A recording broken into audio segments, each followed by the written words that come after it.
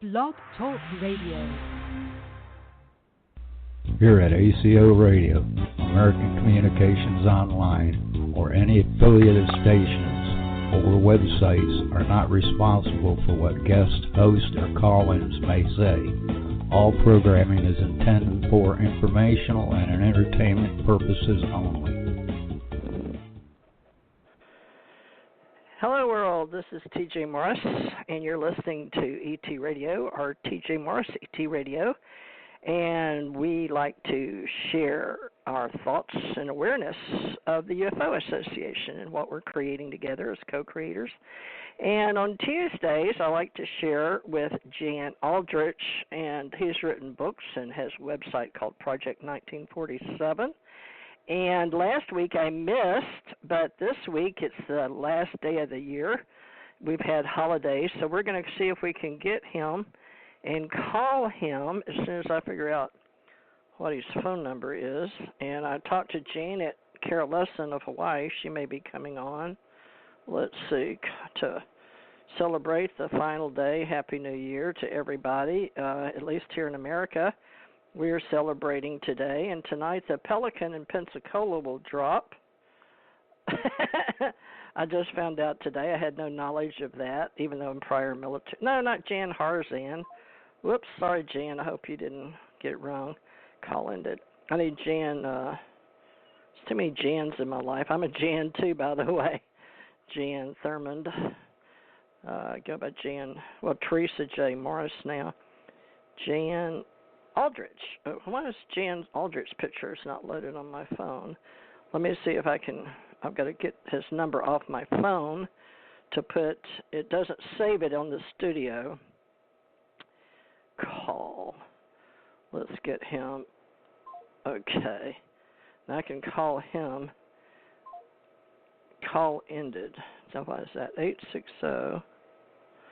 Let me try again. And we're going to talk about anything to do with UFOs. Call ended. What is going on here? All right, let me try here. Let's see. He lives in Connecticut. I'll try him online. 860. Let's see.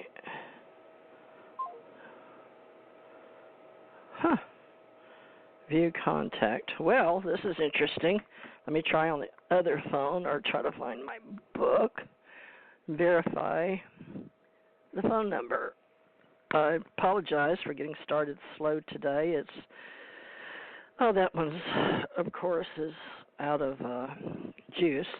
But I'm trying my best to maintain information in archive purposes on the Internet, and I call my company American Communications Online. And, of course, I don't see my book. Great. And Janet had just called, and she's not here yet either. So my book, well, I'm going to have to unplug this phone to help get this phone number on here. Jan, if you can hear me, can you just call in? Let me see. Contacts, recents. Jan Aldrich. Maybe I can message him. This is so embarrassing. It's the time of the year where my head's just blank. Does anyone else get like that sometimes? In the UFO business, we're doing our best to celebrate the fact that we're carrying on the work that J. Allen Hynek started himself with the Center for UFO Studies, and Jan Aldrich, Barry Greenwood, and many other people that's names we'd like to mention, and we're doing so on this show. And we're doing what we can to historically archive the names of people. Jan Aldrich, call.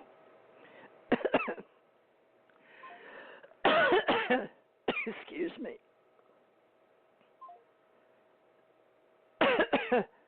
544. Let's see. It's so embarrassing. I'm about to choke to death. I've got one too many numbers. 69. I don't know which one's right. 54. I'm going to try this.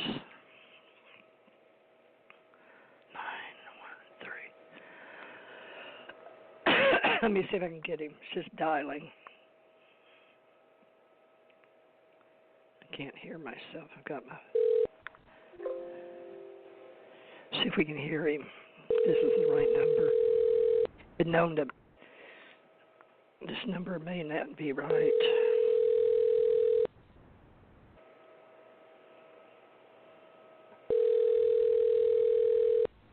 Probably in my other phone properly. This one's not answering, so...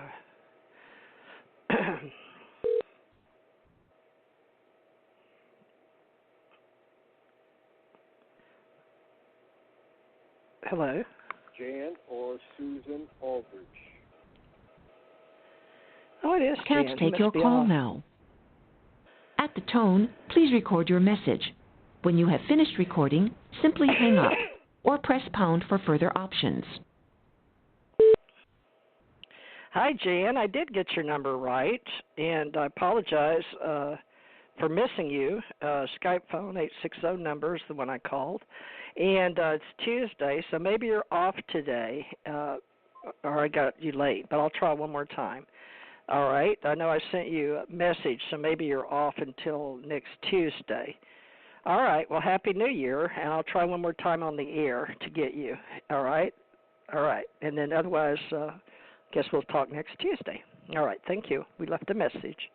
All right. How do we get off of here now? Let's see. I can't hang this up, so I'll try to hang this up. Okay, so I can fix his phone while I'm on here. Edit. Okay, so what I did was I entered over. Let me fix this. Edit. And everybody with me. He's one of our ACO investigators. 54. Okay, let's see if we can fix this number. Take one number. Okay, now it's right. Okay. Save. All right. Well, maybe he's not there today. So he may be gone, but I'll try one more time. Let's see here. Dial. May have to delete today's show. And it's okay because it's 12:31, and maybe he didn't feel like archiving today. I had sent him a message about last week. Hi, is Jan Aldrich there by chance? I'm sorry, he's not here right now. Oh, okay. I had sent him a message for last week to not do a show, so maybe he thought we were off today too, Tuesdays, right? So yeah, is this his sister? Yeah, he must have assumed that because he just left and he's going to pick up dinner, so he won't be back for another, at least 20 minutes to a half an hour. Oh, okay. Well, that's okay. I'll call somebody else, and then if he wants to call in, we missed last week. So, okay. But yeah, just tell him. The number's 347-945-7207.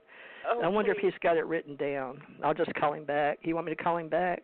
Yeah, could you please? Sure. Yeah, tell him TJ, and we were live on the air. And your name is? My name is Susan. What is your name? Susan. Yeah, Susan. Okay.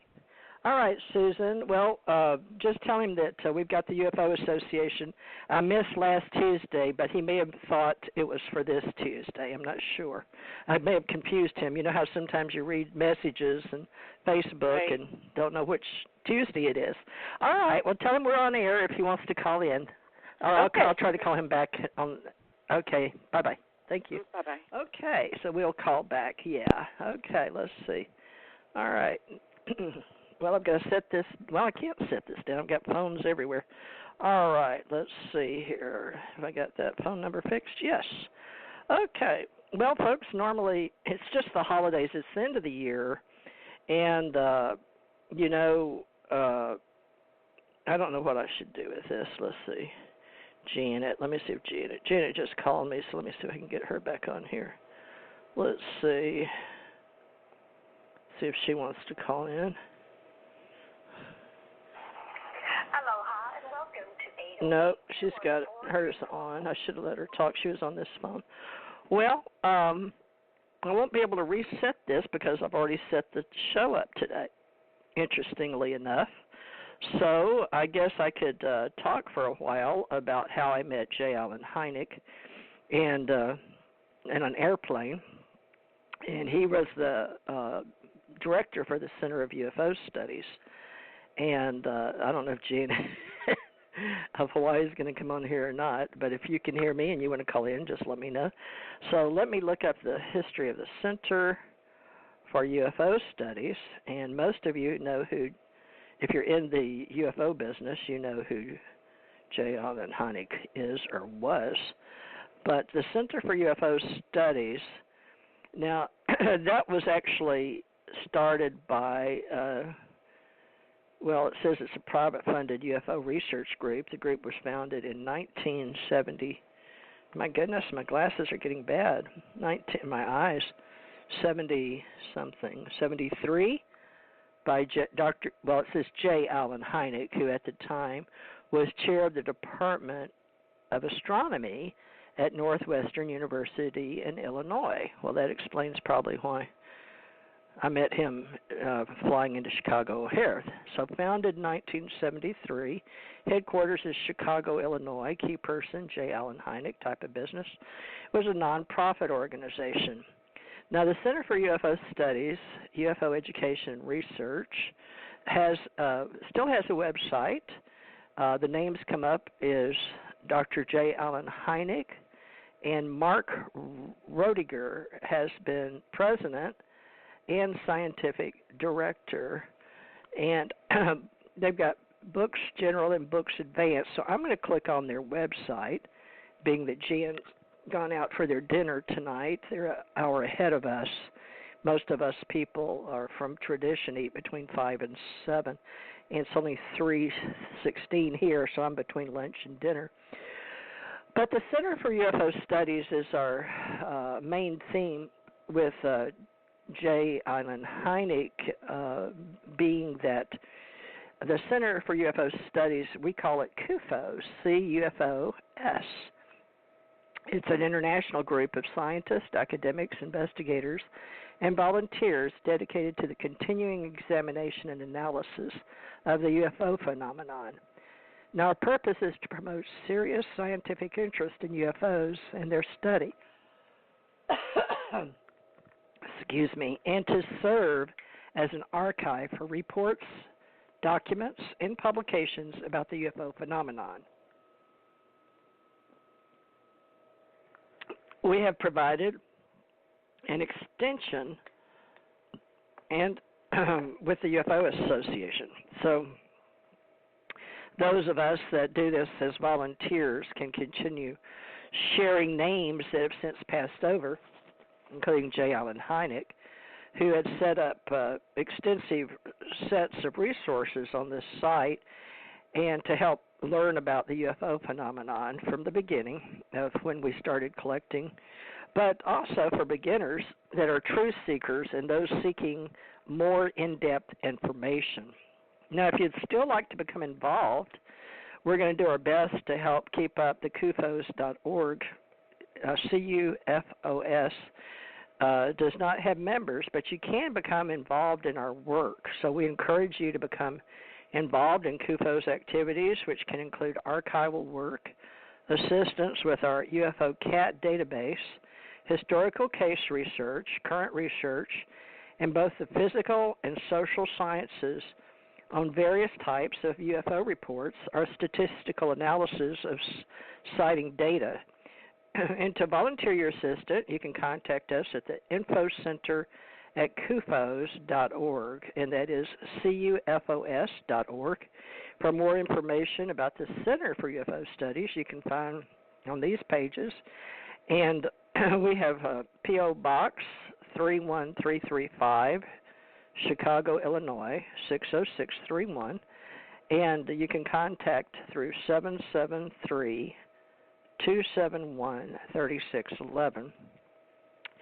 And there's just a bare bone minimum people that are still on the planet that are doing their best to keep something going in Chicago. And if you'd like to donate, I'm going to hit the donate button. It says the Center for UFO Studies welcomes cash donations to further our mission statement. Direct cash donations or purchases of CUFOS materials over the purchase value may entitle the donation to be used as a charitable deduction with your federal taxes. So the deductible portion of a non-cash charitable gift is the difference of a gift among minus the fair market value or the cost of any goods and services the donor received in exchange for the gift. However, to use the donation, the donor must itemize their tax return. So you must file Form 8283, and the amount of your deduction for all non-cash gifts is more than $500.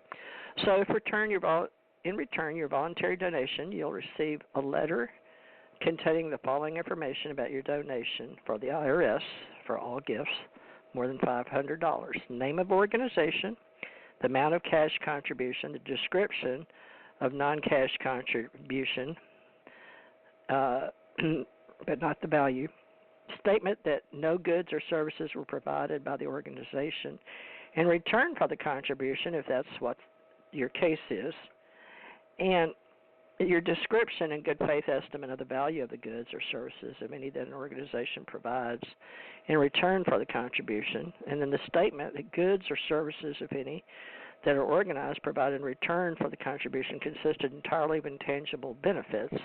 All or part of your gift may be tax deductible as a charitable contribution. And it says you should really check with your tax advisor. But the reason is the CUFOS has, for years and years, dedicated lots of room and space to keep physical documents. And now you go to, it says donate to J. Allen Hynek Center for UFO Studies, and the purpose is CUFOS donation. And then you can donate with PayPal, and that's J. Allen Hynek Center for UFO Studies on PayPal. And there's only a minimum of $1. It costs us to go through PayPal. They get a percentage. But the gentleman, Jan, has Project 1947. So I'm going to go over there, but you can look up CUFOS, CUFOS.org, Center for UFO Studies, the Center of UFO Studies in Chicago, Illinois. And right now there's been some great, wonderful people that we've been trying to document, that they've had their homes and their time for years and years dedicated to keeping the Center for UFO Studies in Chicago alive and well on planet Earth. So Jan Aldrich is in a group, and it's by invitation only. And what they do is archive and pretty much know who each other is. And Jan has directed many of the people as the founder and coordinator of Project 1947 as founder and coordinator, and assisted researcher Tom Tullian of the Sign Oral History Project, SIGN. And he recently returned from 2 extensive research trips to gather documents and information to be preserved and shared by future generations of researchers, because we hope this will continue and that all this is for a reason, because it's not always been exactly well known or accepted that UFOs are real or that alien civilizations exist. So this researchers and historians that now work together, a lot of them know each other and a lot of them don't, because we're now, thanks to the internet, we're growing ufology. And Jan's account of his recent research trips and his detailed methods of cataloging and ensuring the survival of valuable historical records can be read on Project 1947. That's the year pretty much people, we had CUFOS and things, but 1947 is a benchmark with UFOs, flying saucers, and the government and Central Intelligence Agency being formed.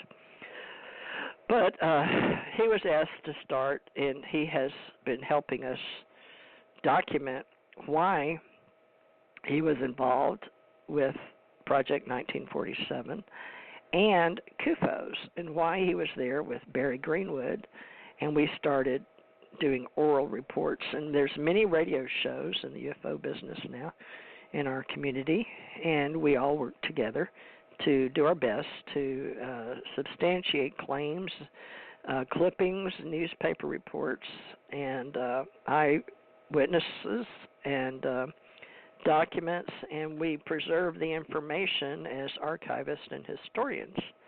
And so Jan has an inquiry in the beginning of the UFO era, ERA. I have ERA COP, C-O-P, and UFO Association organization.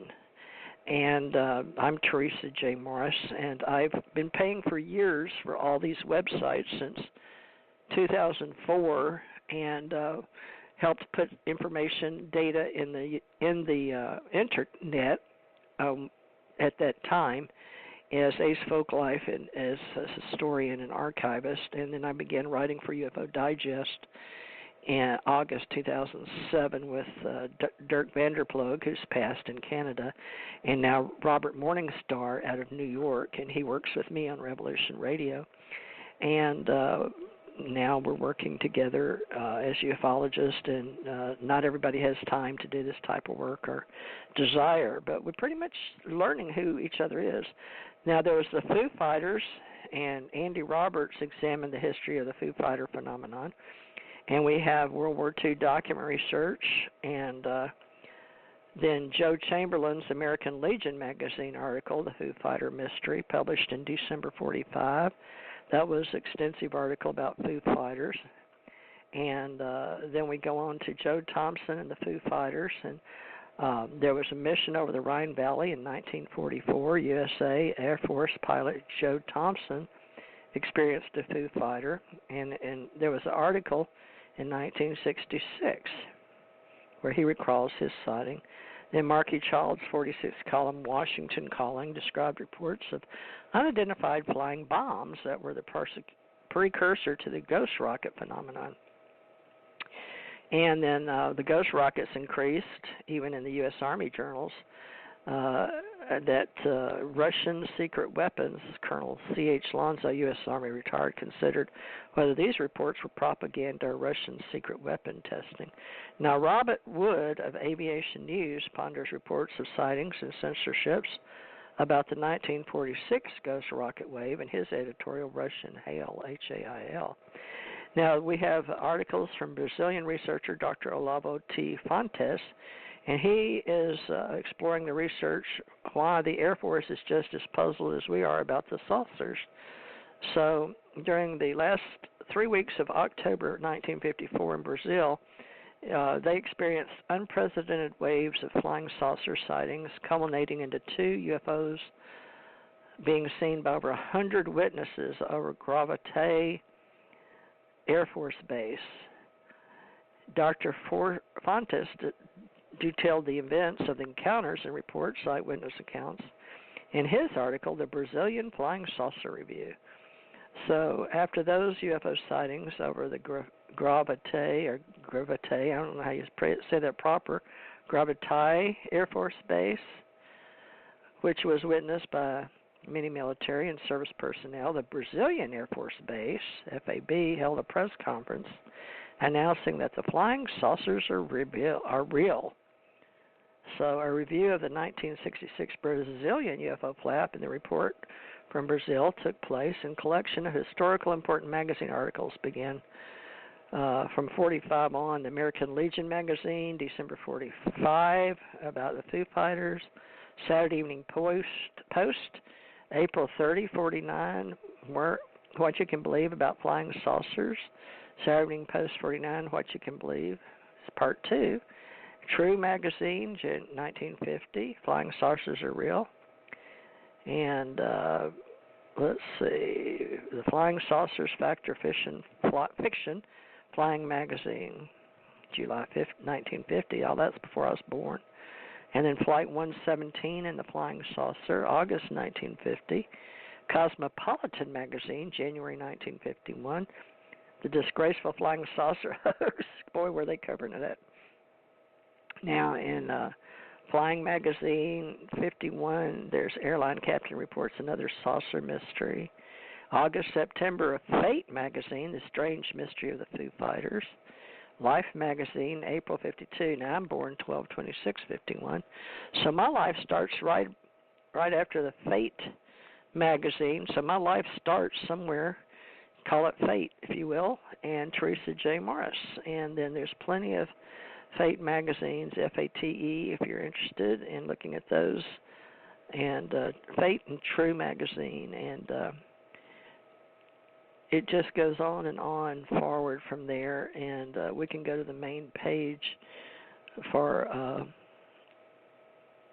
Jan's work with Project 1947. Now, he likes to work with the SIGN Historical Group, and I'm going to see if I punched on that, the SIGN Historical Group, and it's a project that hosts the SIGN Historical Group webpage, and this is a temporary measure, and the SIGN Historical Group does not necessarily endorse or subscribe to views and opinions expressed on the Project 1947 site. But I'm going to read you their statement of purpose. Okay. The SIGN Historical Group has a statement of purpose as SHG in an association of scholars and researchers who have come together to facilitate and promote the discovery and preservation of materials and the production and dissemination of publications about the history of the UFO phenomenon and the institutions and persons who investigated it.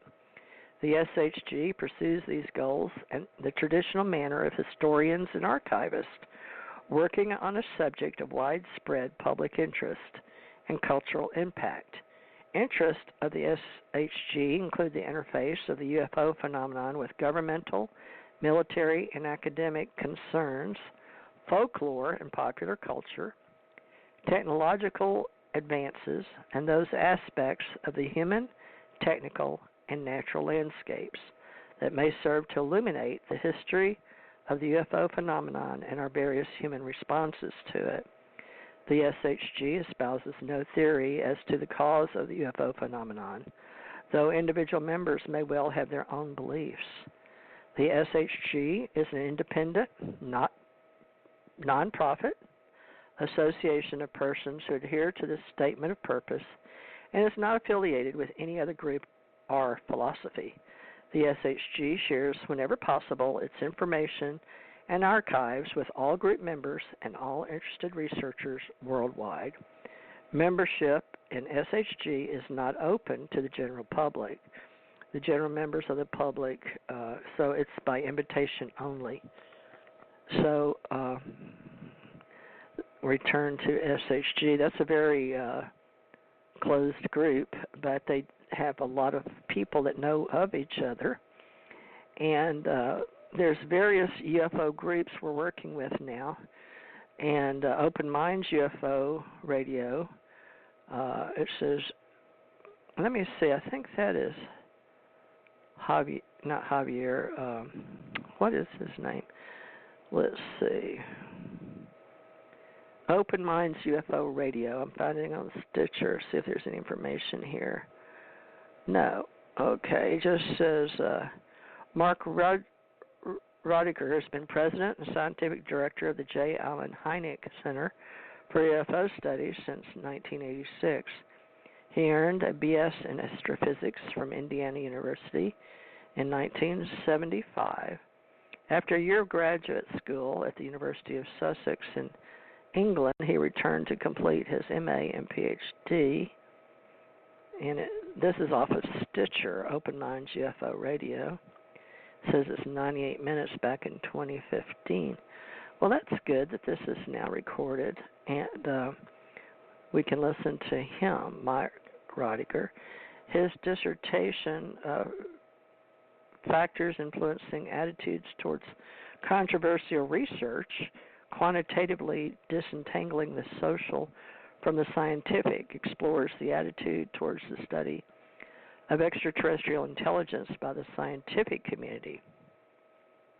Other publications include numerous articles for ACIR in the Journal of UFO Studies and UFO Reports involving vehicle interference, a catalog, and data analysis in Evanston, Illinois, the Center for UFO Studies in 1981.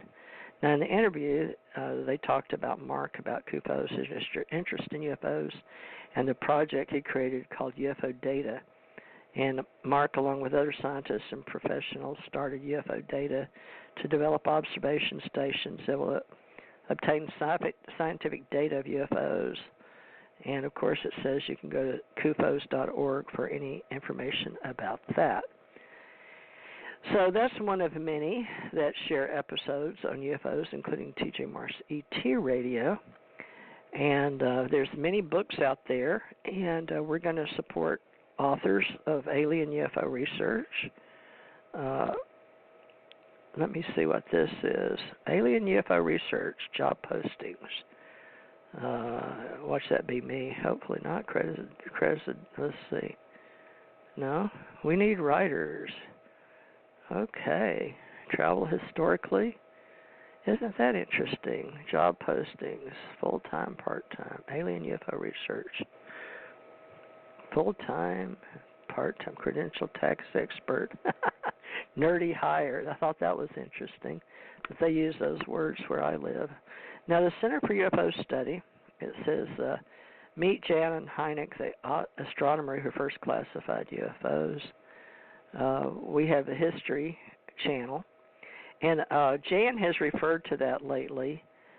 Meet Jan and Hynek, the astronomer who first classified UFO close encounters.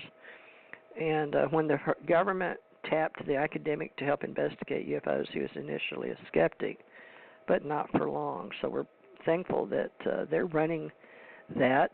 That in September 1947, the U.S. Air Force had a problem. And a rash of reports about mysterious objects in the skies had the public on edge and the military baffled. The Air Force needs to figure out what's going on and fast, and it launches an investigation it called Project Sign. By early 1948, the team realizes it needs some outside expertise to sift through the reports, and all that it was receiving, but specifically an astronomer who can determine which cases are easily explained by astronomical phenomena, such as planes, stars, or meteors. Now, J. Allen Hynek was only 37-years-old, and he was the director at the Ohio State University Macmillan Observatory, and it would be a classic case of doing the right thing and being at the right place at the right time. So he occasionally amended the wrong place at the wrong time, I guess the wrong one, being the wrong one. But the adventure begins as Hynek worked for the government during the war, during new defense technologies. And like the first radio-controlled fuse, he already had high security clearances. So he was a natural go-to for this start. So one day, now this is quoted by, this is J. Allen Hynek saying, one day I had a visit from several men from the Technical Center at Wright-Patterson Air Force Base, which was only 60 miles away from Dayton. In Dayton. He wrote, with some obvious embarrassment, the men eventually brought up the subject of, in quotes, flying saucers and asked me if I would care to serve as consultant to the Air Force on the matter. The job didn't seem as though it would take too much time, so he agreed. So little did Hynek realize he was about to begin a lifetime odyssey that would make him one of the most famous, at times controversial scientist of the 20th century. Now, he could have guessed how much his own thinking about the UFOs would change over the period as he persisted in bringing rigorous scientific inquiry to the subject. So he had no idea, really, that he would change. In quotes, he recalls, I had scarcely heard of UFOs in 1948, and like every other scientist I knew, assumed that they were nonsense. So Project Sign ran for a year, and which the team reviewed 237 cases in Hynek's final report. He noted that about 32% of the incidents could be attributed to astronomical phenomena, while 35% had other explanations such as balloons, rockets, flares, birds. And of the remaining 33%, 13% didn't even have enough yield explanations. So the last 20% provided investigators with some evidence but still couldn't be explained. So the Air Force was loath to use the term unidentified flying object, in quotes, so the mysterious 20% were simply classified as unidentified. So in February 1949, Project Sign was succeeded by Project Grudge, Grudge. The first project was SIGN. So while Sign offered at least a pretense of scientific objectivity, Grudge seems to have been dismissive from the start, just as his angry-sounded name suggests. Hynek, who played no role in Project Grudge, said it took as its premise that UFOs simply could not be. Perhaps not surprisingly, its report issued at the end of 49 concluded that the phenomena posed no danger to the United States, having resulted from mass hysteria, deliberate hoaxes, mental illness, or conventional objects that the witness had misinterpreted and was otherworldly. It also suggested that subject wasn't worth study. So, Project Blue Book was born. Now, whether we believe this or not, what J. Allen Hynek is doing, or Jan Aldrich for J. Allen Hynek and the CUFOS, is trying to set the record straight with whatever historical evidence can be proven in hindsight with 2020 with what we can find. And he said that most of what's being done now that's been on UFO Channel, History Days, is pretty accurate. But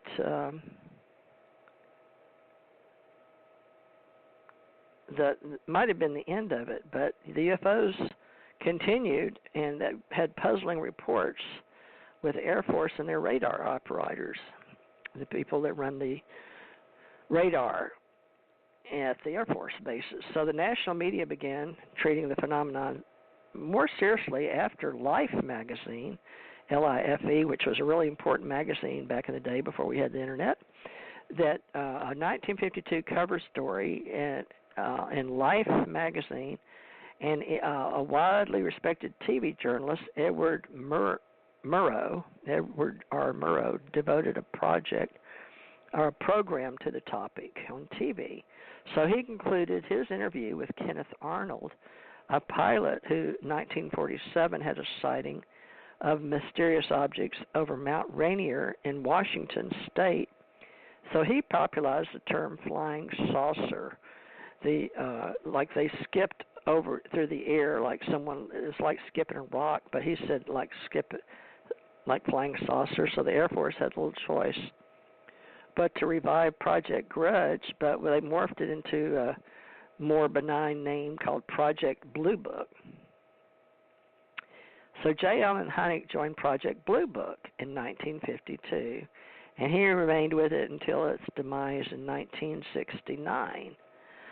So for him, that's the year, man walked on the moon at NASA, and I was involved in Houston where my husband worked for NASA, and they talked about bogey 10 or 12 o'clock high, something like that, and I got to hear it firsthand because my husband read the typing pool and called me. I had a clearance, and I had all this paperwork that I had to do with Washington, and again, it had to be renewed every 5 years with NASA.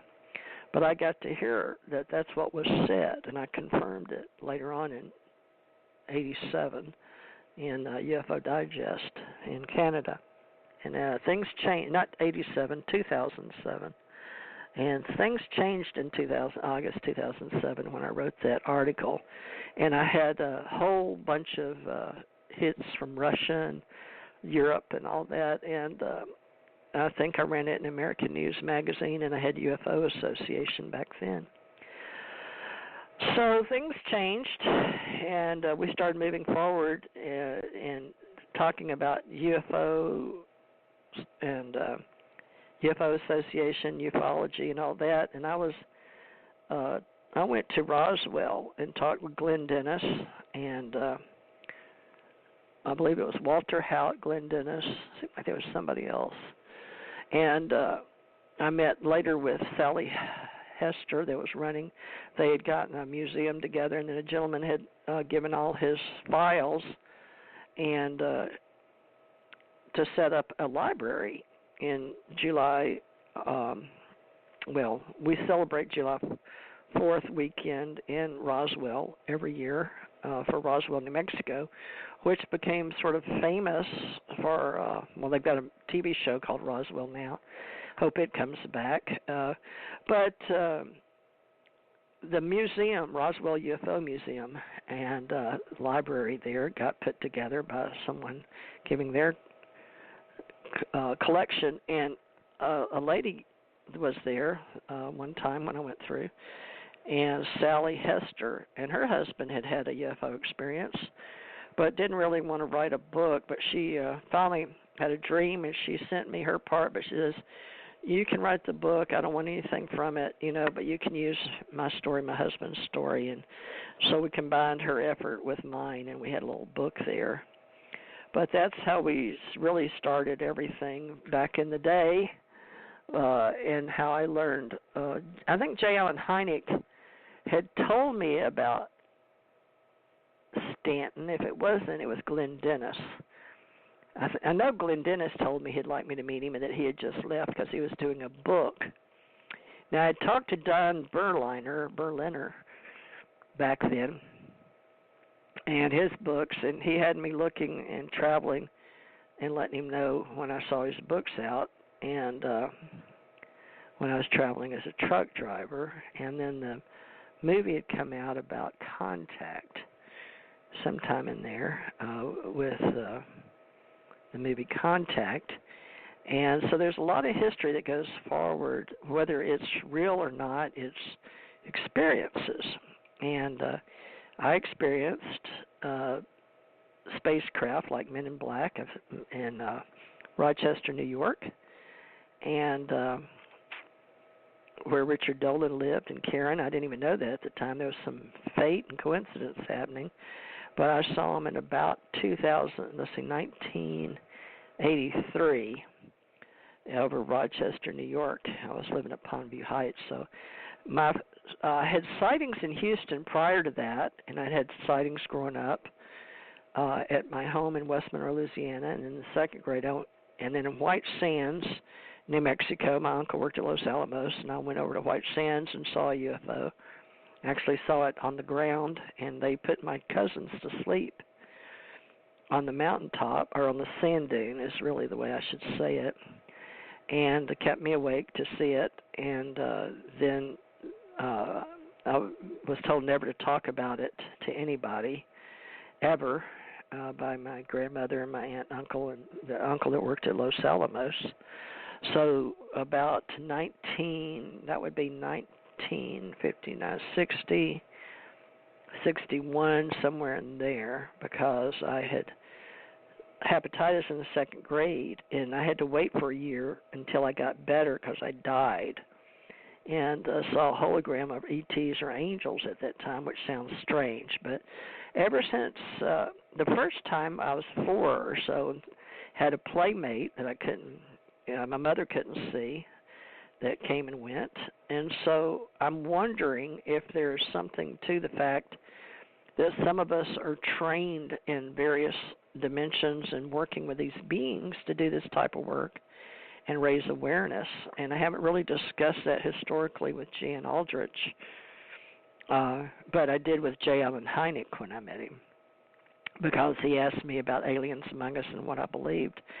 So he got to listen to my story firsthand on this airplane, and this was 1985, and he died, I believe, in 86. And so I wondered what had happened, because we had a good meeting, and he told me who he was and why, and wanted to know why I was reading Aliens Among Us, and asked me if I would help him with his research. But let me look up J. Allen Hynek and tell you when he died in my report, since Jan's not here today. Okay, it says he was born May 1st, 1911 in Chicago, Illinois. He died April 27th, 1986 in Scottsdale, Arizona. His spouse, Mimi Curtis Hynek, from 1942 to 86. Really? They both died the same year? Martha Drone Alexander, 1932 till 59. Is that right? 39. Spouse, Martha Doone Alexander, 32 to 39. Interesting. Maybe he was married. I think he was born in 1910. He must have had 2 wives, and the first one must have passed too. But the University of Chicago, he graduated 31, and he went to Richard Crane Medical Prep High School. He had apparently one son, Joe Hynek. Now his books, it looks like UFO Experience 72, the Hynek UFO Report 77, The Edge of Reality 75, and Night Sage, the Hynek. Oh, these are books maybe that the Hynek UFO Report that are sold through him or around him. But it says, I'm going to read J. Allen Hynek on Wikipedia. Of course, they want money, and I usually give money. I've already done the donation. So J. Allen Hynek, May 1, 1910 to April 27, 86, was an American astronomer, professor, and ufologist. He is perhaps best remembered for his UFO research, and Hynek acted as scientific advisor to UFO studies undertaken by the U.S. Air Force under 3 consecutive projects. Project Sign from 1947 to 49, Project Grudge 1949 to 1952, and Project Blue Book 1952 to 1969. In later years, he conducted his own independent UFO research, developing the Close Encounters classification system that many people use today. So he was among the first people to conduct scientific analysis of reports, and especially of trace evidence purportedly left by UFOs. So he died April 27th, 1986 at 75. So I must have met him when he was 74. Astrophysicist, ufologist. So he was born in Chicago to Czech parents and received a BS from University of Chicago. And 35, his PhD in astrophysics at Yerkes Observatory. He joined the physics and astronomy at Ohio State in 36. He specialized in stellar evolution and in the identification of spectroscopic binary stars.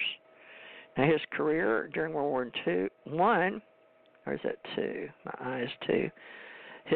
Hynek was a civilian scientist at the Johns Hopkins Applied Physics Laboratory, where he helped to develop the United States Navy radio proximity fuse.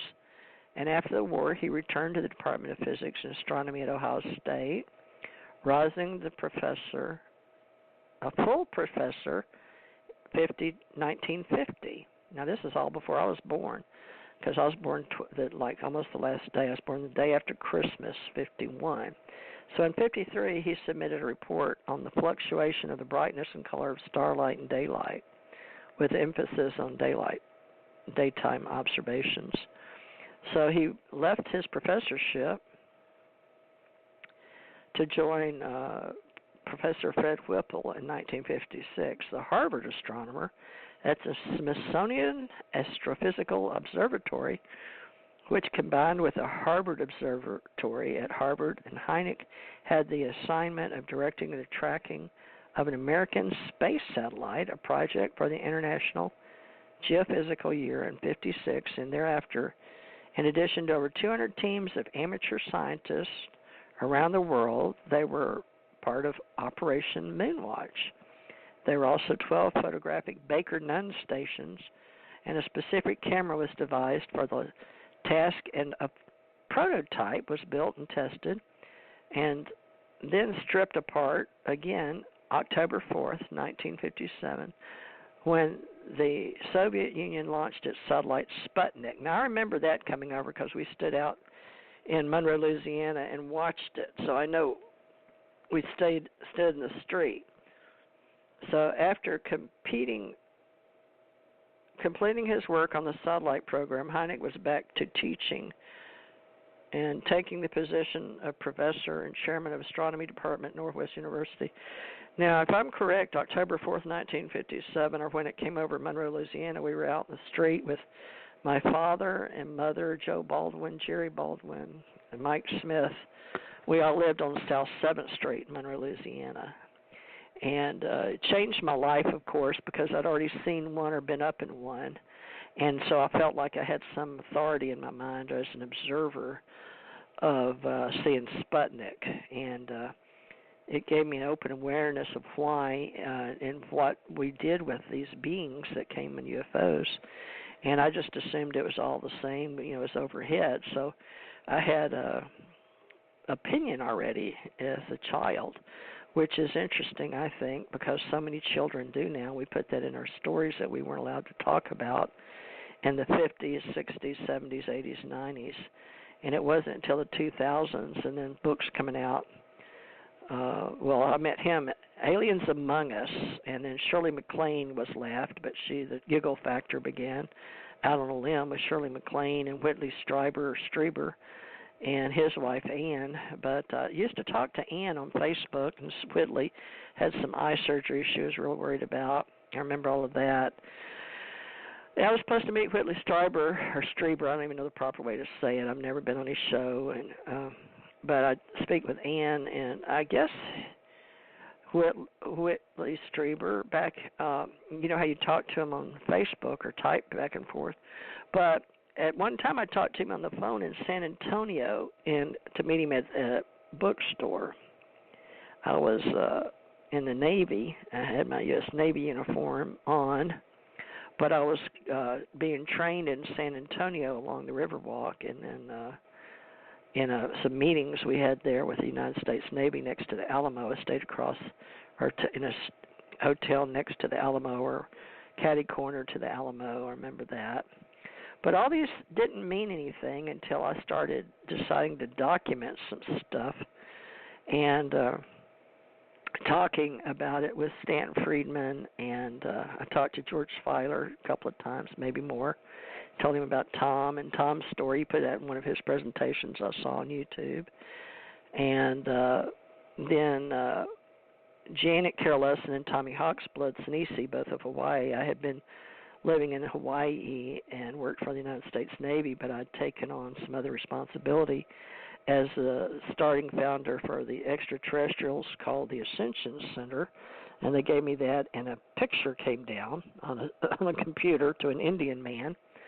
And I started Psychic Network, and yet AT&T and the government was really interested in what I was doing. I started teaching classes and talking about things like a wormhole from Hawaii to Africa, things like that.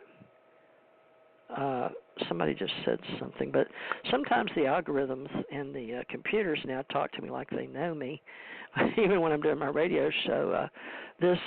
All this data that I wanted back in the time I was in Hawaii, I could have visions, past, present, and future, and it sounds strange to know things and then see them. So I learned a lot about what we call psychic readings and tarot readings in Houston before I went into the military and went out of country as an investigator. I was very logical, rational, and used reasoning. And we all have to be somewhat of a skeptic of what we know or what we see, question everything with our own senses. But I always had like a sixth sense, and it seemed to be something to do with this type of data I'm collecting now and working with ufologists and alienologists. And J. Allen Hynek, I guess because I don't know if he was sent to me or if it was orchestrated with the Men in Black, because when I took my polygraph and retina scans in the intelligence agency and was brought back May 10th, 1987, on the second polygraph they brought men in suits and told me to remember Men in Black in suits. And before my husband died, in his time of collecting data and microfiche and microdots and things like that around the world and papers, he had left something in the pyramids, and then a gentleman came to him, a young man, and told him, he was an intelligence officer, and it took him a while to find a thin black tie because that's the way we expected to see them.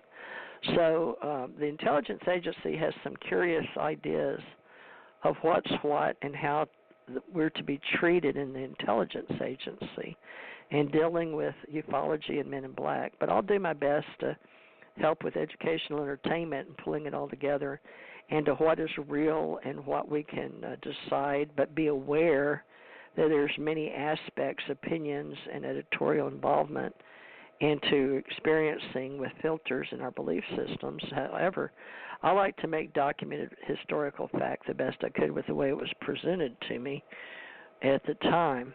Now, it's 1 hour. Let me call him and see if I can get him again on the line. Let's see if it remembered the number. It did. Let me call and see if he's there. Dialing, because it's on the hour. If not, I may just stop this if he is not available at the 1 hour. But I'm going to see if he wants to close out the year 2019. So I'm going to dial Jan, not Harzan.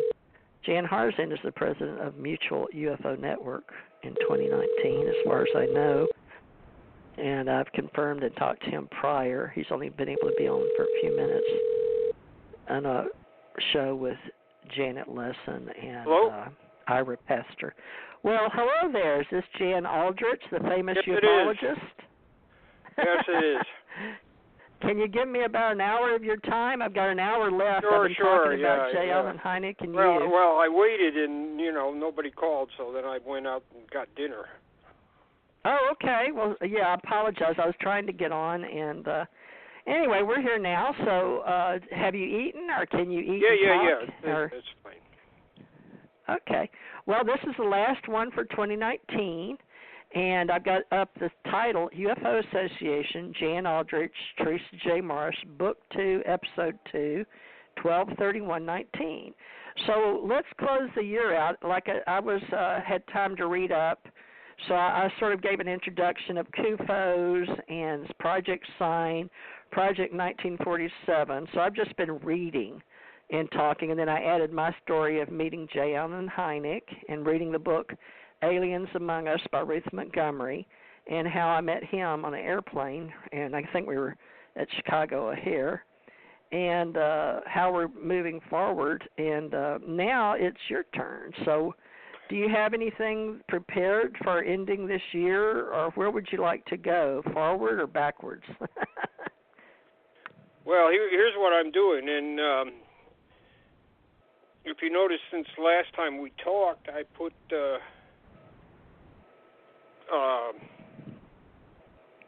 some items on not the website, but the Facebook page. I hadn't been to that. I read off of your index.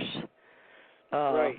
What did I read? Project 1947. I read your little magazines you had posted. So I went sort of down just your first page, and then the magazines you had on the bottom.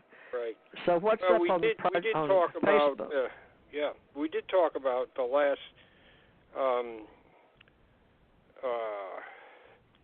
time about the first few items I put up on the page. I've kind of renamed them, renamed the page,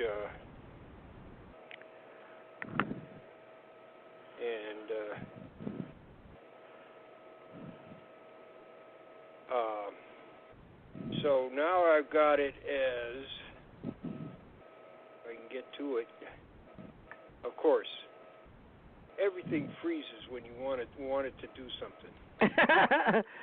Trust me, I know all about having technical issues. Well, Project 1947. No, I got it now. Yeah.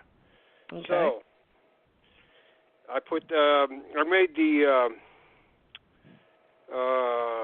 the title Leaks, Lost Files, Obfuscations, Contradictions, Revelations, Counterintelligence Investigations, and Security Violations.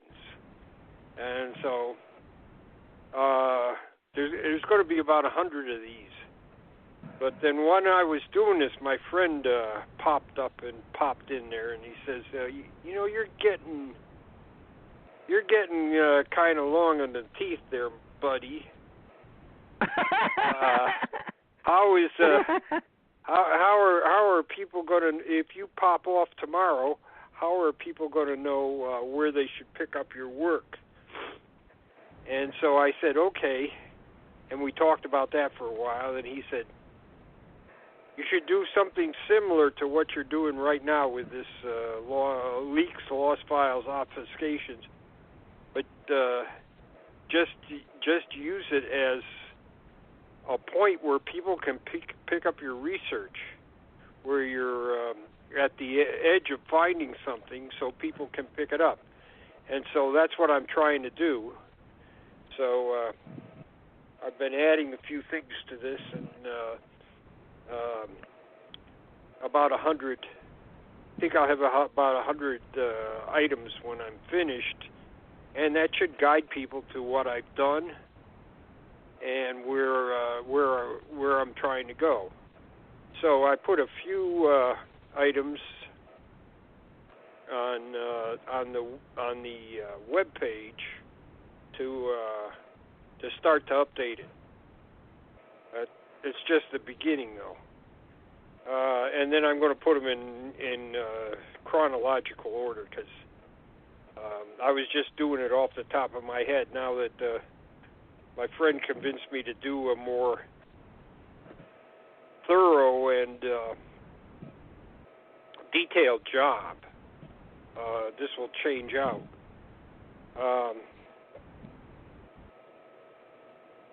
Some of the things I talked about were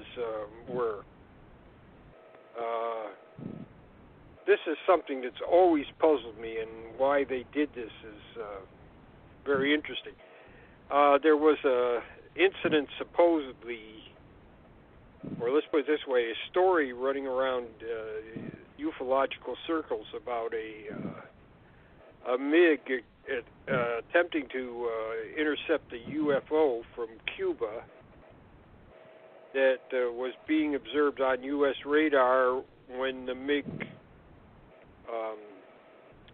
disappeared. The UFO disappeared from the radar screen, and the MiG appeared to blow up.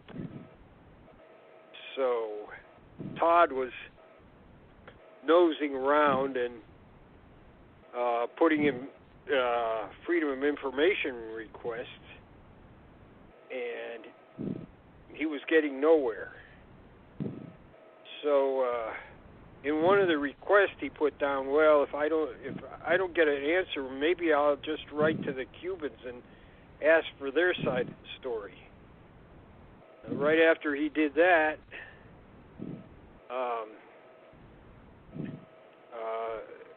two FBI agents showed up at his door.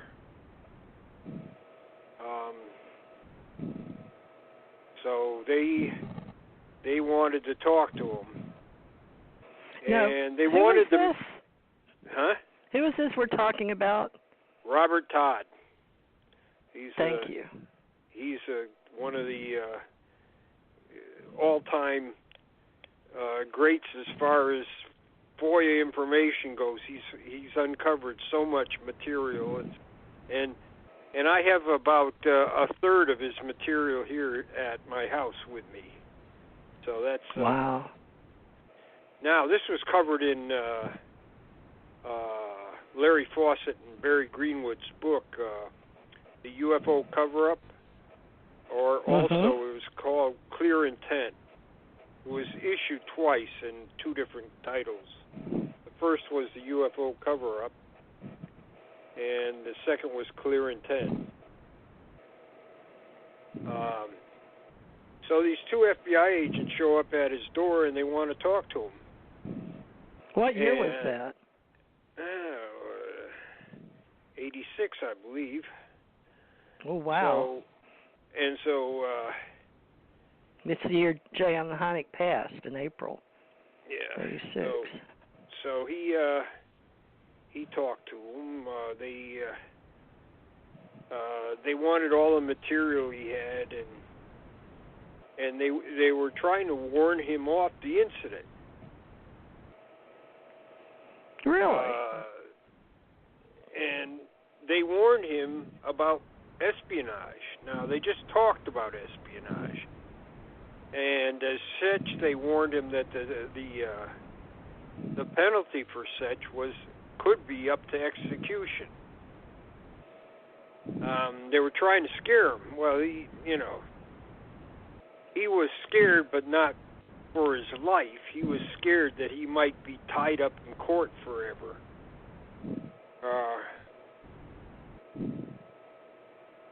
So he put the material he had in an envelope and sealed it up and put it where they could see it. And he said, he put the oh my! We're getting no feedback here. Sealed it up and put. Yeah, I'm sorry. Apologize. Yes. I was checking to make sure we were on. I called you, but I wasn't sure we were on radio. We're on radio. Okay, we're live. Go ahead. Okay, so he put the material in an envelope, sealed it up, and told them that they bring him some kind of thing that says they can seize it, and he'll be happy to give it to them. And he never heard a thing about it, and that's how.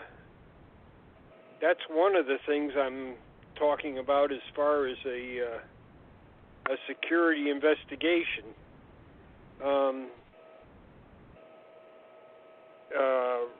Robert Todd was known as being very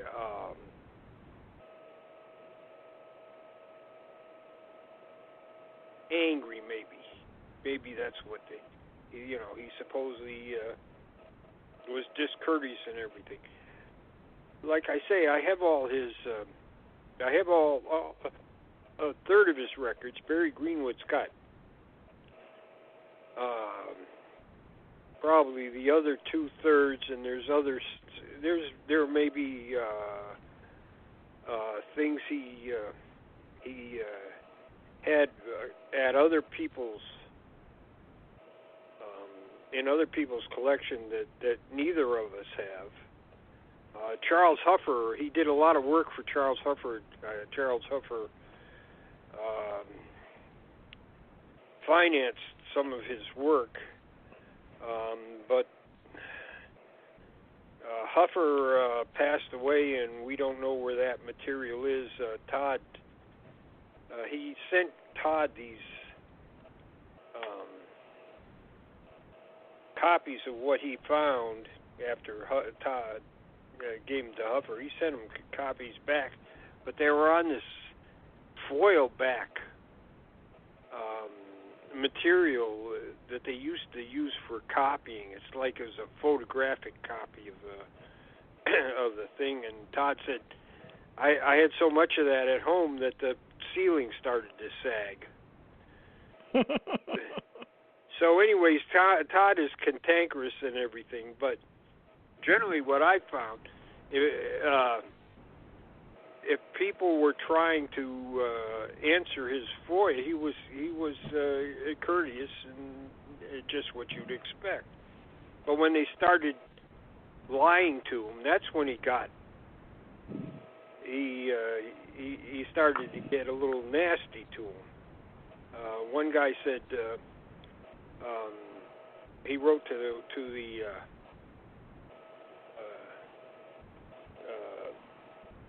the Watch Committee, and the Watch Committee is like a high-level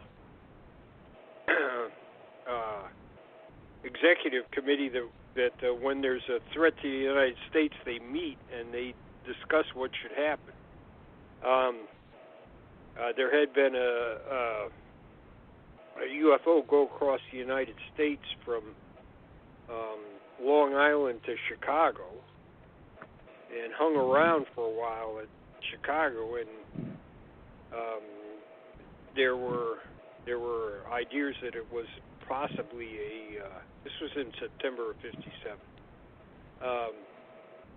Ideas that it was possibly a Soviet recon rocket. So Todd wanted to know about it, and the fellow at the Watch Committee said, we are not a depository for UFO information, which is not what Todd asked. He wanted to know about this specific incident And we know from FBI documents that the Watch Committee took this up. I didn't really go back after them that much, but there was, we have found more about it since then, and in Jerry Clark's latest encyclopedia, the third edition of the UFO Encyclopedia that he just published, Brad Sparks has written an article about the September 57 incident, jamming radars and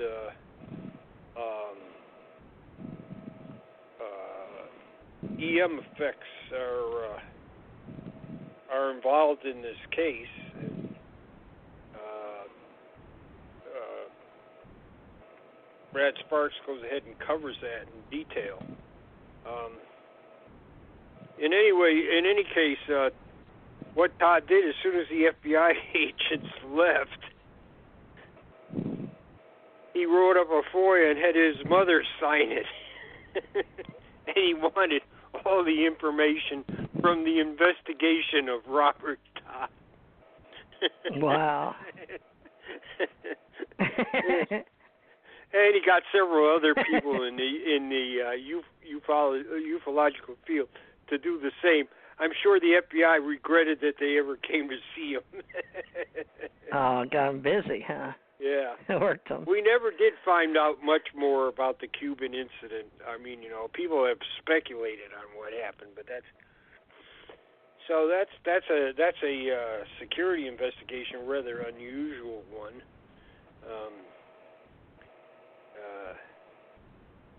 Another one that's probably true. It probably was a security breach.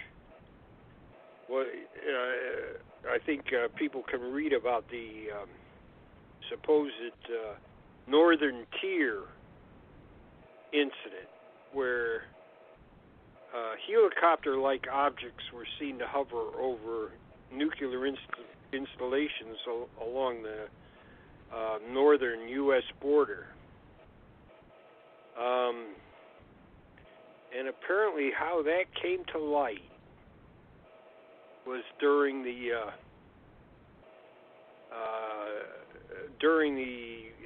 heyday of FOIA. NICAP's president at the time, ACUF, was apparently given security information which he shouldn't have had. It was classified by an Air Force officer, and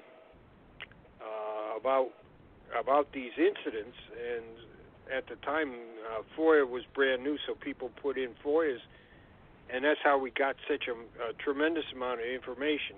Of course, what we don't have is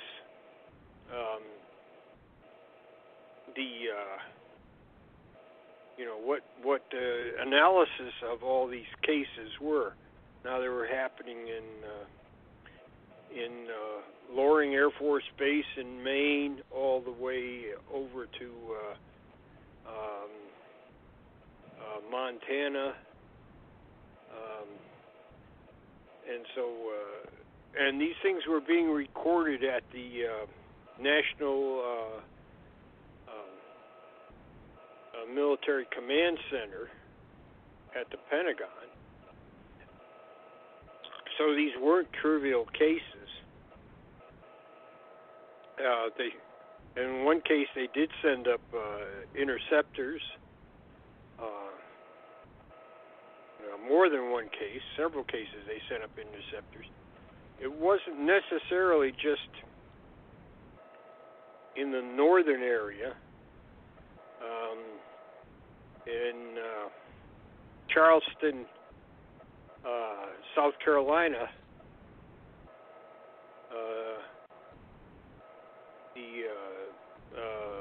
the helicopters were hovering over the nuclear facility there, the Navy's nuclear facility, their storage area, and the Navy had called the Air Force and said, "Can you tell us what's going on? Are these your helicopters?" and the man at the one of the NCOs at the base there called around to all the facilities in the area and all the FAA towers and everything. And no, nobody had any helicopters in the area. Nobody was supposed to be in the area. The Navy just the next day issued a statement that the incident is under investigation. They issued it on television, and nothing's ever been heard about it since. In fact, the people that were trying to identify the helicopters, and they were not just making calls in the immediate area. They were calling all around to try to tell where these things came from, and they didn't appear to be. They appeared to be hovering over the nuclear installation, shining searchlights into it. So it's a serious incident. No Navy follow-up investigation was ever revealed. There's nothing. It went dark. Also, Shreveport, Louisiana, Bossier Air Force Base. Similar things happened. Nothing ever. No explanations. No further investigations came to light. It's interesting that a lot of nuclear facilities sometimes interact with UFOs like this. Now, Loring Air Force Base has been it's shut down now, but had a long history of UFO incidents going back into the 60s, 50s. Police on the ground, regular police, and security police inside the base interacting with these things. I talked to at the MUFON meeting here in Connecticut, I talked to a police officer who in '66 had a UFO come down very close to him, just fly up to him and just a few feet away from him when he got out of his police car and then took off. And I said, did you report it at the time? And he said, heck no. He said, I was going to risk my career. But he said, right. No. He said, after I retired, one of the first things I did was report it to MUFON. So he says it's in the MUFON database. So that's great that he did that. Yeah.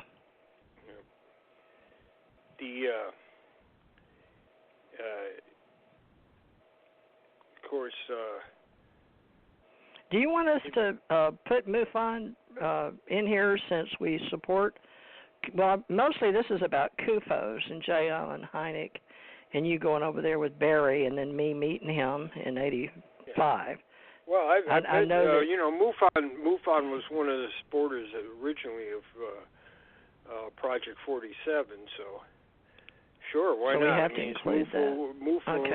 MUFON, UFO and CUFOS all supported it. All right. Well, is Jan Harzan? I'm pretty sure it's Jan. I was Jan Thurmond, and you're Jan Aldrich and Jan Harzan. I should put that. But is Jan Harzan still the president of MUFON? As far as I know. Or director? Yeah, as far as I know, he's the director. Jan Harzan. Okay. And so if you look CUFOS. Who's the director now of CUFOS? Mark Roediger. Dr. Mark Roediger. Okay. I talked about him on this show. You know how to spell his name? It's not easy, is it? No. R-O-D. Rodiger, R-O-D. G-H. I just had it up. Yeah. Dr. Mark. G-H-E-R. I think that's it.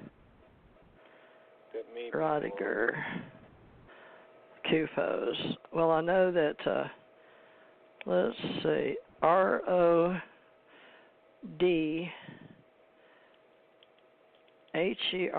No, that can't be right. Mark, yeah, R-O-D-E-G-H-I-E-R. R-O-D-E-G-H. Ooh, that's not easy. Is that German, you think? I'm not sure. R-O-D-E-G. You know, a lot of times when people come over here from places like, say, Czechoslovakia or something like that, they change their name to a more English pronunciation. R-O-D-E-G-H. I've never asked about his background. Okay, and then we got Jan Harzan. Now, you're, I'm going to put you first because you're probably, we'll see, M.C. Oh, well, it won't matter. It's not in. So you're the director, Project 1947 director and founder, right? Right. Jan Aldrich. Okay. Interesting. And then I'm going to put UFO Association, me, is, well, it's, what's so funny is I'm going to put T. Jan Thurmond Morris, because I find that very funny, because I was called Jan all my life, but I don't use it at all, but I'd still find that extremely funny. Jan Aldrich, Jan Harzan, and my name was, I would grow up with Jan. And then Bruce Maccabee's wife is Jan Maccabee now. She was with MUFON. I guess they're still with that, but he helped me start Alien Contact Organization, but he said he had to drop out this year in 2019. But he did start doing some television, you know, but he's done he's done several shows here on TJ Morris ET Radio for years. I could go back and collect them and put them on one page. I'll probably do that on mine. Now, I've got to pull all this together for us for UFO Association. I've still got UFOassociation.org, and I've just got to pull it up. It's all owned and paid for and has been for years, but I've taken everything down because I want to restructure it, like you said, for 2020, but you're putting it in Facebook. Well, right? I put this little bit that I've done so far on Facebook, but what I'm going to do when I get through with this is I'm going to send it to researchers that are working the same kind of parallel tracks that I am. So, like I said, if I should pass away, they know what I've been working on. Right. Well, Project 1947. And I'll put it on Project 1947. Okay, so now I've got one here. There will be a thing that says leaks, lost files, et cetera, on Project 47 eventually. I hope to have it done in 10 days. Wow. So is that just getting the files organized or folders or what well, part it's getting in 10 days? This diagram about what I'm doing or what I've done, because a lot of people have. I have documents that go through a lot of UFO history that people don't have. And so instead of actually looking for documents, over the years they've said, well, this is how this happened. And in a lot of cases, I can tell you how it happened because I have the documents. I just got called from a fellow in Canada he's doing his own book about UFO history, and we had a long discussion about the estimate of the situation.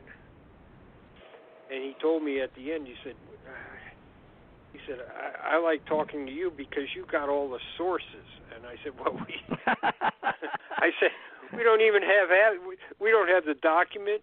We don't have half the sources. I said, well, he says, yeah, but a lot of these books just discuss it, and they never give where they got their information from. And he says, you've put down all the documents that you traced down. And I said, yeah, the problem is we still don't have the document. We don't know where it is. We've got some ideas where it might be, but it's not that easy. So, but he said, it's good to have the sources. Anyways, he wasn't even convinced that it existed. But after I sent him what I had, he said, well, I think it did exist. I think you're right. It did exist, and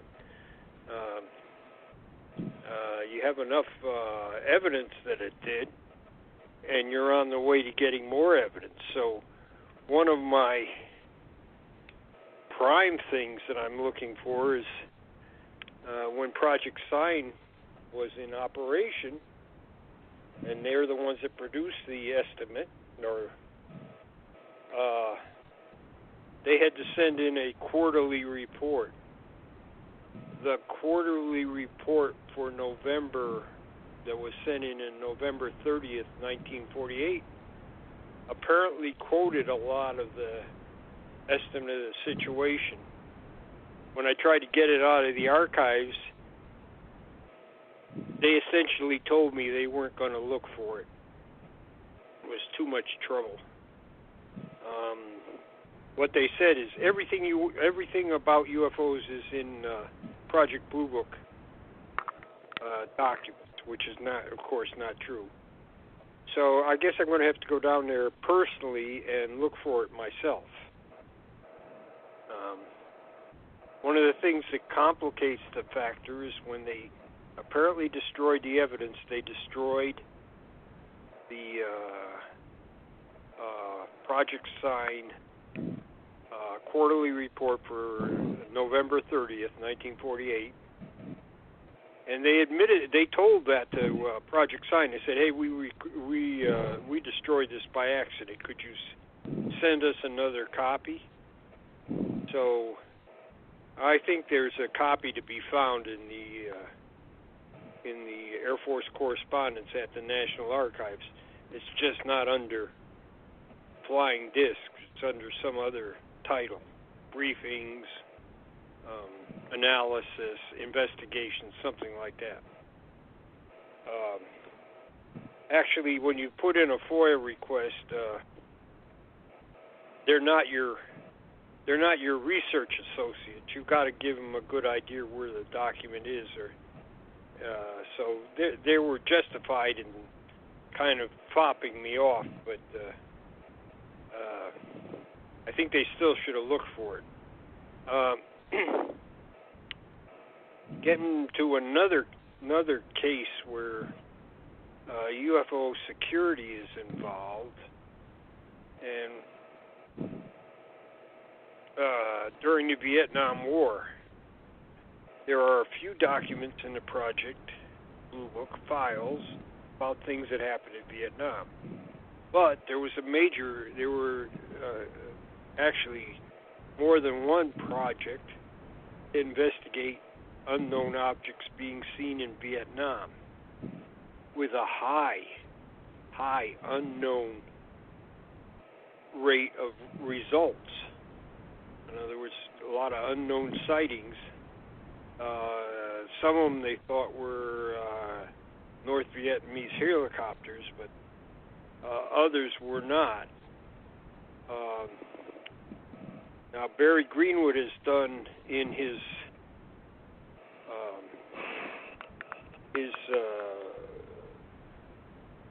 UFO historical review, which is on the Barry Greenwood archives, number 14 and number 15. He did the initial research on this.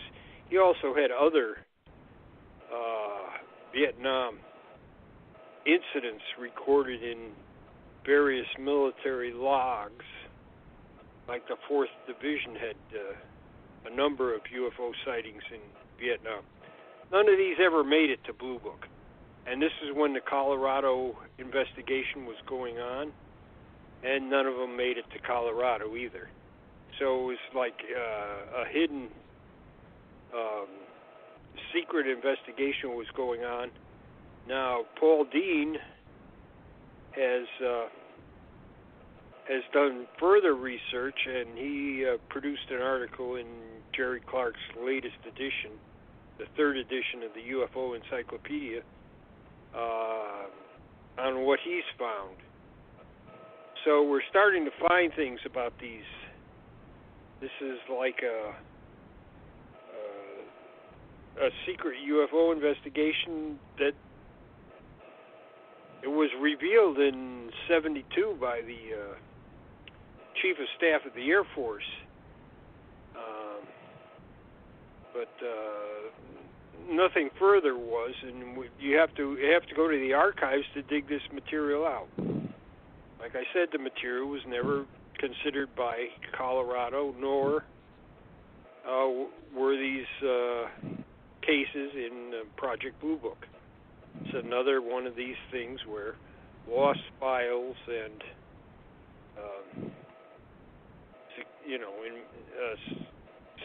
security investigations are just beyond our understanding at the time. If Keogh had known about these, what he would have done with NICAP, I imagine it would have been quite revealing. So,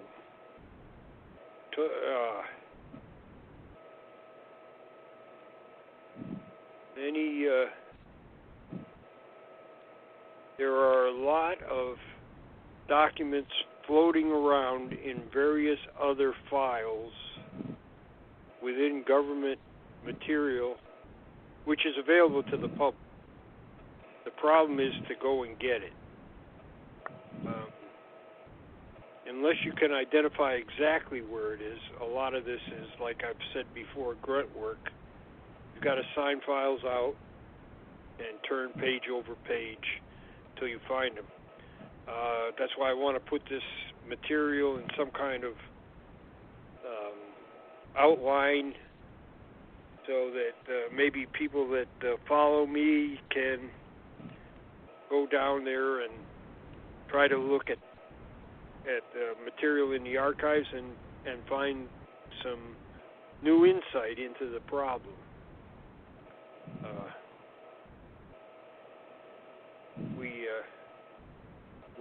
We have the 4th Air Force files, which is a very interesting thing, but it's at the beginning of UFO history, not towards the end, which is obviously the latest stuff is more interesting and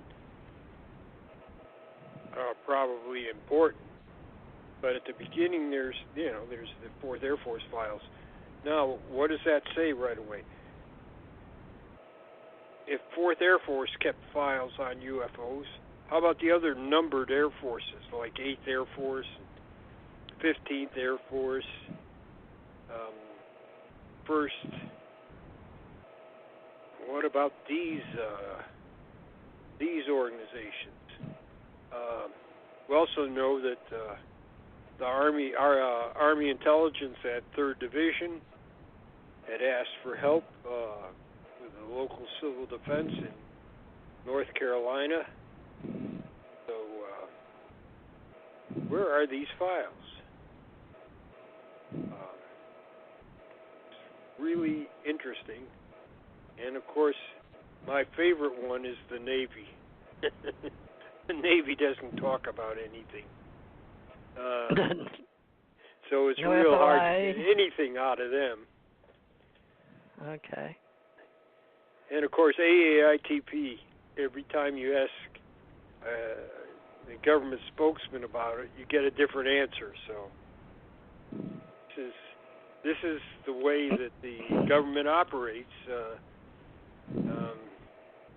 It's hard to trust anything they say, or as Barry Greenwood said, you can't trust anything the government says about UFOs. tomorrow will be something different.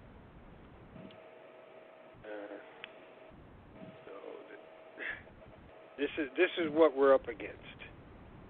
I think one day we'll have a clearer picture, but I think for those people that try to tell us they know what's going on, no.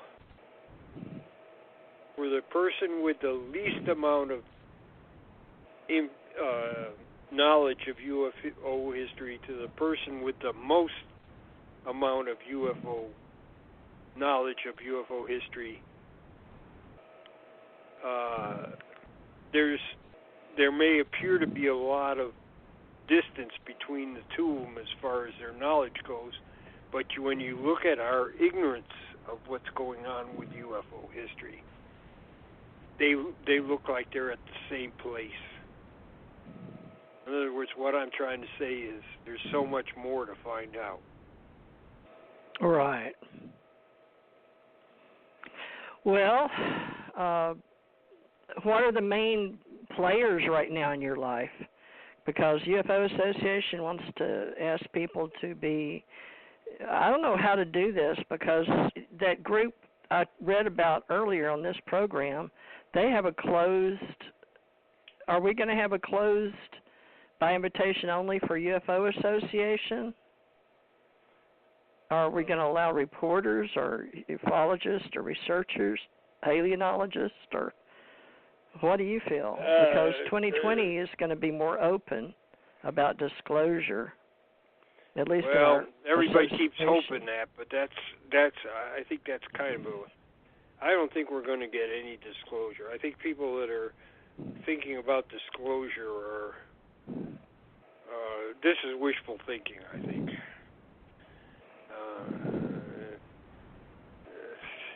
You have to go out and find it yourself. You have to start kicking stuff out of the way to get to it. I feel a lot of these people are just I think there's two people with disclosure. Some of them are, I'm going to hold my breath until I turn purple if you don't tell me what's going on. Well, you're not going to get anything like that because the government is not going to tell you anything. And the others are, well, we'll just wait and things come along and there's more and more all the time. Yeah, and then it's mucked up. Like I said, the government can't say from one day to another the same thing about, either AAITP was about UFO investigation. No, there was never any UFO investigation. And if you want to, the spokesmen are constantly weasel wording what they say to you. Alonzo said that the cases that came to AAITP were already investigated and vetted. So then the statement that the government spokesman said may be true. Yeah, AAITP didn't investigate them. They analyzed them. That may be true because of weasel wording. So the best thing is weasel warning. Is that what you wording? Said? Wording. Oh, okay. Weasel wording.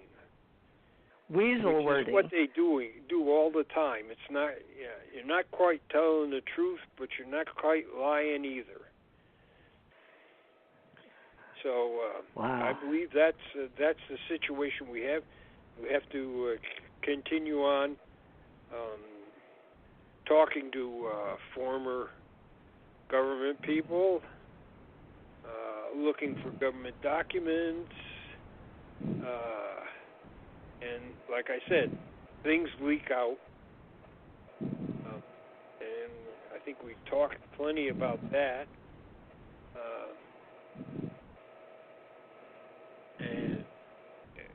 But they keep trying to find more out, look in places that you wouldn't figure would have anything, and there are surprises. I've looked in a lot of files where I thought surely there'd be a lot of UFO material in this file. Nothing. And then another file by a different agency, and there's all kinds of things in there.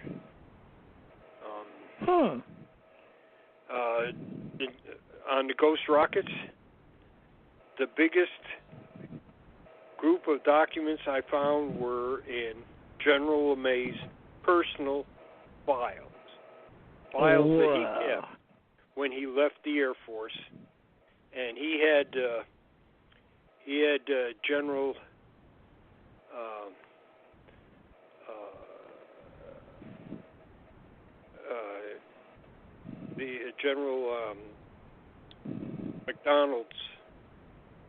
General McDonald was in charge of Air Force intelligence after World War II. General McDonald's report to the Chief of Staff of the Air Force, and that's the only place that was the main place it went. It went from McDonald to Spatz. And since LeMay was, at the time, we hadn't taken over SAC, but he was the Chief of Research and Development. He had a copy of this report in his files. It's on Project 47. You can find it if you look in the 1946 section. And he had a number of documents in his file.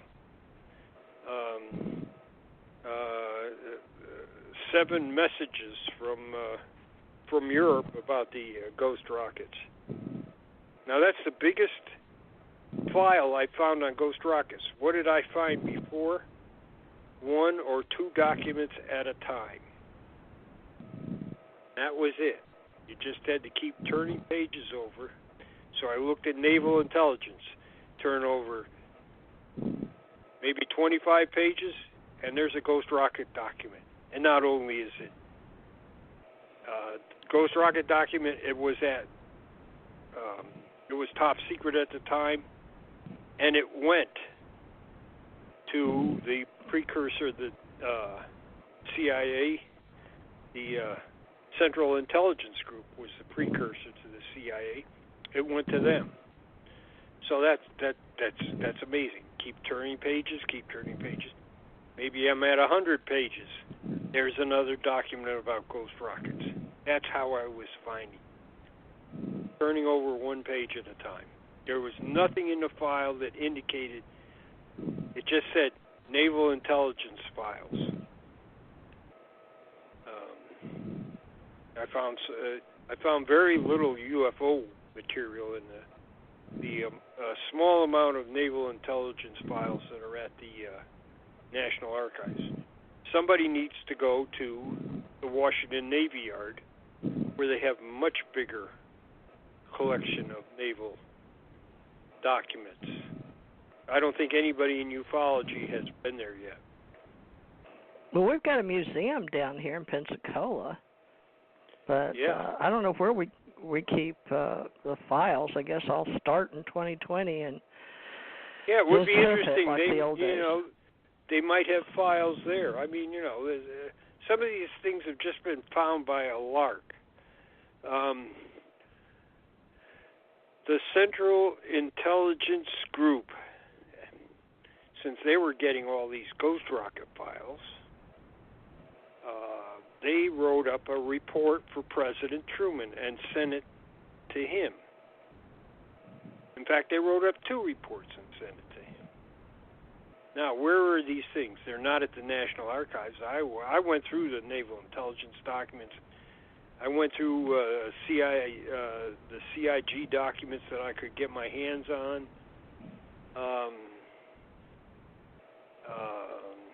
Nothing. There's a fellow from Switzerland he sent a FOIA to the Army History Institute, and they had a copy of these reports to Truman in their files, and they declassified it for him. Amazing. Barry Greenwood wrote to the Truman Library in Missouri, and he tried to he asked about this and other reports, and he got a copy of the same report, but they had redacted the stuff. The Army hadn't. They just let Greenwood have the whole thing. He writes about that in his UFO historical review newsletter. He writes about that. So the people at the Truman Library still thought there was stuff that had to be kept from the public, while the Army had decided that everything was fine for the public to see. And that's what I mean by different places and finding different things at different times. It wasn't the National Archives. It wasn't the CIA documents. The Army had a copy, and the Truman Library had a copy. Kind of amazing. So you find things where you don't expect it. We had the Project Blue Book files. There's a lot of material about the Korean War in there, UFO sightings, some Korean War veterans asked the Marine Corps if they have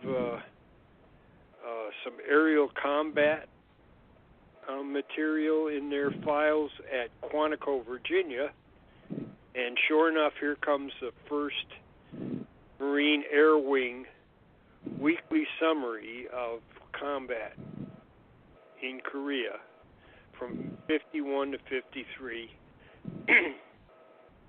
And the Marines kept track of UFO sightings. It wasn't unknown aircraft. No, they separated unknown aircraft from UFOs. They had so not every week, but whenever they encountered anything that was a UFO, they kept it separate. They had put it under a UFO heading, and we had never, nobody had ever expected that there was anything like that. It was just a surprise. And Barry Greenwood found it online. Here's this stuff online. Apparently, nobody in the UFO community had found it before Greenwood. It was just amazing. And actually, UFO people didn't find it. It was Korean War veterans that found it. It's just where these things are going to pop up, you just never know. So I have a report from northern Japan for 1953 that in my 1953 site. It's April 14th, 1953. If you want to go look at it, using the Project Blue Book files and what the Marines had in their files and putting the information together, we got a clearer picture of this very important UFO sighting. I've been talking to a Navy flyer on this, and that's kind of his expertise, this kind of aircraft that were involved in it. And he says, this is amazing. At first he thought they were MiGs. They were communist planes, but he's saying, they don't have that much range, and they can't stay in the area a lot of the time. So they're almost at the. This would be outside their range, and they hung around for a long time. So they didn't have enough fuel to do this. So what are these things? And apparently the Navy sent this to the Air Force as a UFO report. And, of course, the Marines also recorded it in their log of things as a UFO report. They recorded different information, and putting it together, we have a clear picture. Brad Sparks wrote this up and revised it for me. It's in the 1953 section of filling in the gaps for 1953. And Brad had already written this up for the UFO Encyclopedia, but this adds more information to it. We never know when we're going to get more information. That's surprising. Sometimes you go for a long time, dry spells, but if you keep knocking over the rocks and seeing what's underneath them, every once in a while you'll be surprised and find something. That's the way. That's my philosophy of UFOs.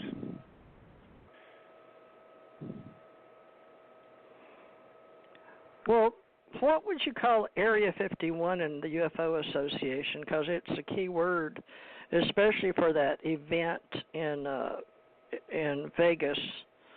You know, they've got the new museum and that alien, but I can only have like UFOs, aliens, like Area 51 is a popular word to optimize UFO Association. I've got archivists, reporters, researchers, radio hosts, share ufology, alienology, authors, websites, links, aliens, business. Because do I have ufologists? Let's see, archivists, because we're archivists, but we're also reporters and researchers. You want to, because they put J.L. Hynek as a ufologist. Do you want to call yourself a ufologist? He is in such a unique position because he was inside the Air Force for almost 50 years. Mm-hmm. Oh, yeah. I'm telling you about this this fellow that I just written into in Canada about the... Now, he just gave me a piece of information that I didn't have on early UFO history. One of the investigators for Project Sign was George Tolles. George Tolles. Tolls. Towles.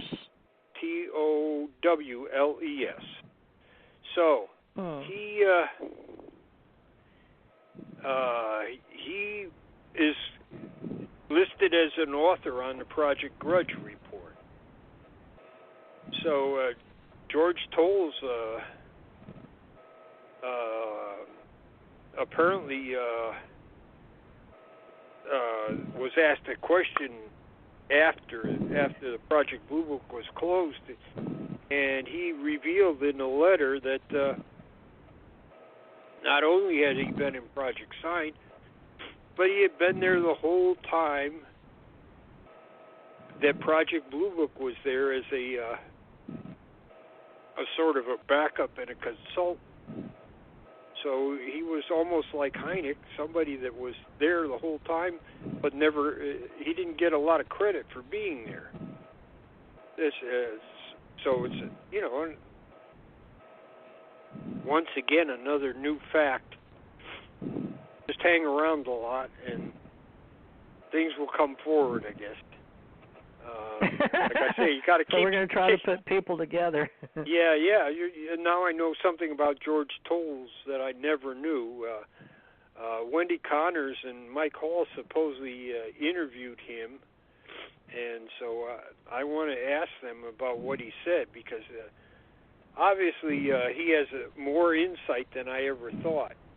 Of course, when he talked to Wendy, he told Wendy, he says, "Oh, I was just like the janitor." He said, "I didn't have so much of a big deal there." I think that's just the man being very humble, not tooting his own horn. He also told Wendy, he says, "I got the old man's disease. Can't remember much." I did too. Yeah, so... well, Jan, I hear to say 90 seconds. So I guess I've got the UFO Association organization bought, and I put up, so I'll send this to you. Let's see if it'll let me put it on today's show. I've got to get the newsletter that we want to put out and let people know the names of the different groups or people or whatever it is you want to do, and it can hit Facebook. But I guess we'll just have to make a UFO Association organization Facebook page and then put our links and names on there. And then if people, like a professional directory or something, and we'll just go from there. Let's see. I'm on the thing inside GoDaddy where I use their cPanel and UFO Association organization. Let me see if there's a page on Facebook. It says there is. It says it's a community service. Now here it's T.J. Morris, Alien Command Organization, has a picture of Stanton Friedman links. All right, I just got research. It says, they gave us one. Okay, Facebook.com/UFO Association Organization, all one word. So that's where we'll start, and I'll put Jan Aldrich and Project 97 on Tuesday. And Jan Aldrich, and we're going to be doing oral reports, Jan Aldrich. Now, you want to come back next, Jan Aldrich, Project 1947, and UFO Association Organization on Tuesdays on T.J. Morris ET Radio, and that is 4 to 6 Eastern, folks. Okay, I'm going to put it on here, HTTP. I'm putting it on here right now, blogtalkradio.com/TJ Morris ET Radio. Now, it should pull it up. I'm trying to make my life easier because I used to do this for years, and I have all kind of pages on Facebook. But let's see, tag friends. Let me tag Jan so you can find it, Jan Aldrich. Now, Jan, we'll put whatever you want. I'll put Janet, Theresa J Morris, Janet Lessin, because Janet, Ken Johnston. Is there anybody, Ed Comerack, let's see, Ken Johnston. Is there anybody in particular you want to add? Have you talked to Tom Toween yet? No. I need to get you to email me names you want me to contact to be in our UFO Association. And it's UFO Association Organization now. It's one word to make sure it's us from everybody else. Because I had UFOassociation.com originally and let it go, and now they want like $10,000, $15,000. They want people, if I don't pay the money, they want me to pay thousands to get my name back.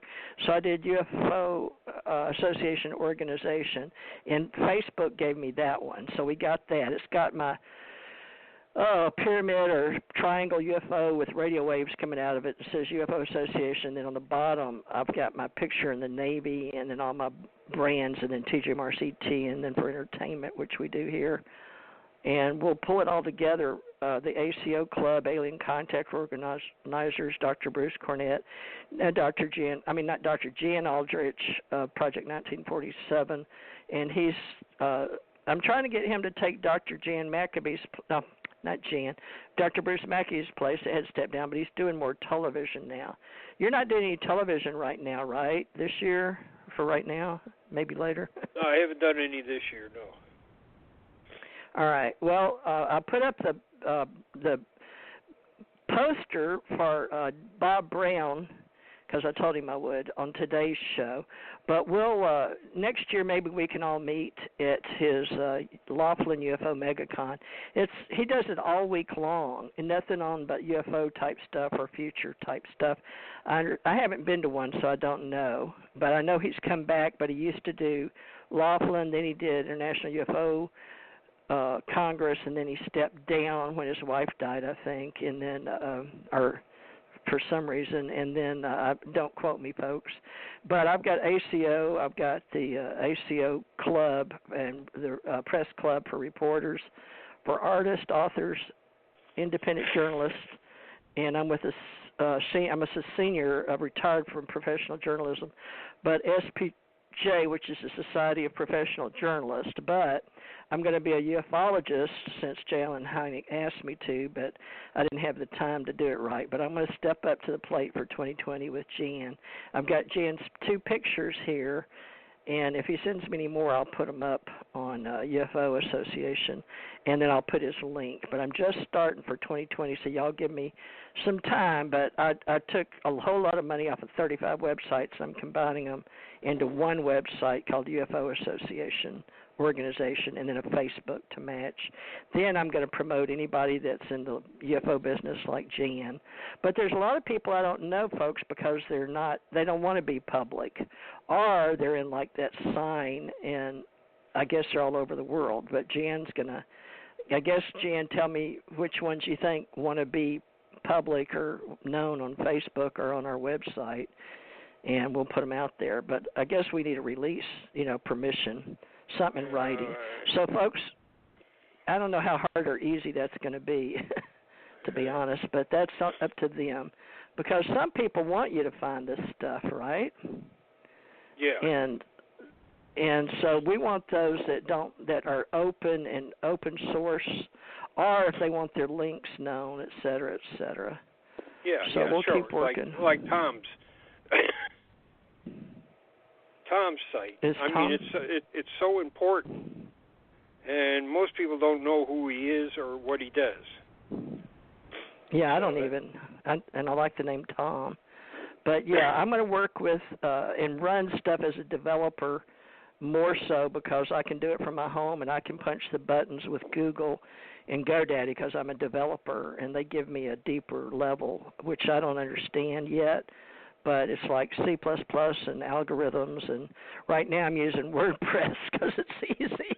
And I'm even using a GoDaddy Quick because it's a little cheaper, and they want the UFO secret space done, and I've been working all of 2019 to get it going in Facebook, but we're going to start talking reality and separating science and science fiction and cosmology and consciousness and the cognitive processes we use in behavioral modification with ufology and alienology. And Jan Aldrich, in case you didn't know who he was. So, Jan, you're going to be the guy and the point of contact, and I'll just ask people if they know you. Do you know Jan? But stay in touch with me about, where we're going to put different people, but I'll just list them, and then I guess we need to have what is a ufologist versus a reporter versus a researcher, a truth seeker, enthusiast, because we do so many events too. We market and promote for events. So we'll get it together for 2020, folks. We're getting organized. All right, we're off the air, Jan, so I will talk to you next Tuesday, okay? Okay, good. All right, and I'll look at your Facebook page, and you look at ours together, UFO Association organization, all one word, and then that's what we'll put links and stuff. We'll try to keep it, folders and people and all that. Facebook too, it's free, folks. Well, sort of. It still links back to our website. All right, thank you. Talk at you next week, same time, same station. This is Jan Aldrich, Connecticut, right, Jan? Right. All right, Jan Aldrich, Connecticut. His website's project1947.com, isn't it? Or is it .org? .com? .com. .com. And I'm Theresa J Morris. Okay, and I'm Theresa J Morris.com, and together we're doing UFO Association Organization.com. So that's the new one that we're starting for 2020, and then we'll put our links and then people we want to promote and stories and stuff like that. And we all pay for our own bandwidth, except I'm going to pay for this one just to get started. All right, love and light. See you next Tuesday, Jan. Same time, same station, okay? Okay. Okay. All right. Call you next week. Okay, here we go, folks. Good night.